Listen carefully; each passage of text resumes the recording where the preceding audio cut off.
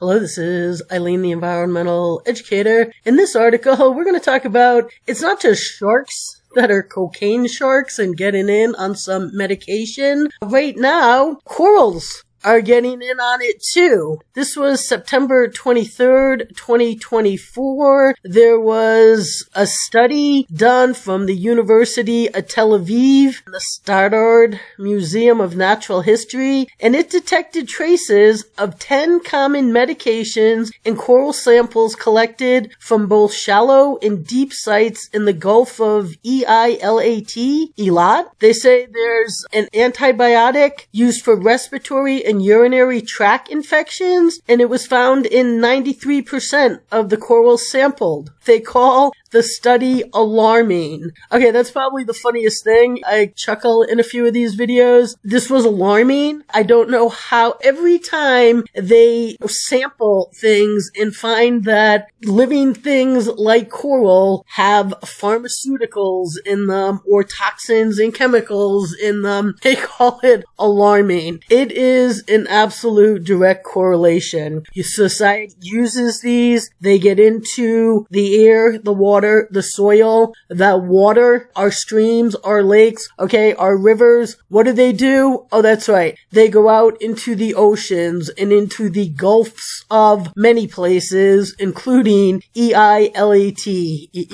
I'm not sure how you say that. So this really isn't alarming. It is absolutely, it's predictable. They're going to be there. So they say in the first of its kind study, they conducted a large-scale investigation for detection of pharmaceuticals in corals. They sampled 96 reef-building stony corals representing two types, the Acropora sp and the Favites sp, in shallow sites of 5 to 12 meters, as well as deeper sites beyond the limits of recreational diving 30 to 40 meters. Right here, they were surprised to find an extensive presence of medications, even in deep water corals, which usually escape contamination affecting corals in shallower areas. So, I don't know why these people are always surprised. The researchers obtained a list of the most commonly used pharmaceuticals in Israel from their health services department, it looks like, and testing for 18 of the compounds, they detected 10 of them in the coral samples.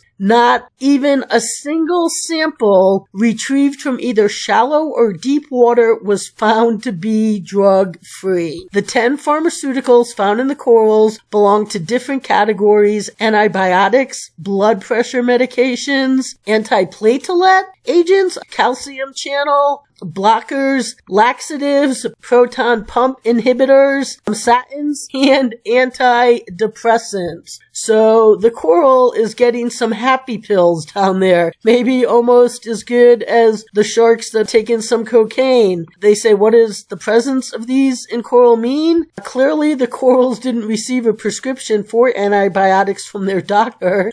They say these medications are taken by humans to affect a certain receptor or biological pathway, and they can also impact other organisms. Studies conducted by both our labs and others have revealed many examples of this negative impact. Estrogen from birth control contraceptive pills induces female features in male fish, impairing reproduction in certain species. Prozac makes some crabs aggressive and reckless, and antidepressants damage the memory and learning abilities of squids. They say if pharmaceuticals should disrupt the spawning synchrony of coral populations, it would take us a long time to notice the problem, and when we do, it might be too late. They say coral reefs are a cornerstone of marine biology. They provide food, shelter, spawning sites to numerous species, and support the human fishing and touristing industry. This delicate ecosystem is under pressure as a result of course, climate change, pollution, and overfishing fishy. The presence of pharmaceuticals in coral tissue adds another layer of concern, indicating that human activities even contaminate faraway marine environments. Well, of course they do. They're getting into the water, so they're going to get into things in the water. They say that we must develop new sewage treatment methods that can effectively handle pharmaceutical compounds. Also, each of us must dispose of old medications in a way that do not harm the environment. So, throw them in a landfill so that they then get into the soil and then eventually leak into underground water reserves. I'm not sure why they didn't put ways to dispose of medications responsibly that wouldn't cause them to get into the environment. It seems to me no matter how you do it, they're going to get into the environment because, right, they say ultimately these drugs come back to us. They say that they know people who avoid medications, but when they eat a fish, they might unknowingly consume a cocktail of drug residues absorbed by the fish from the marine environment, which, right, as I said about the cocaine sharks, right, you're like, no, officer, I didn't do anything. I just had shark at dinner. Right?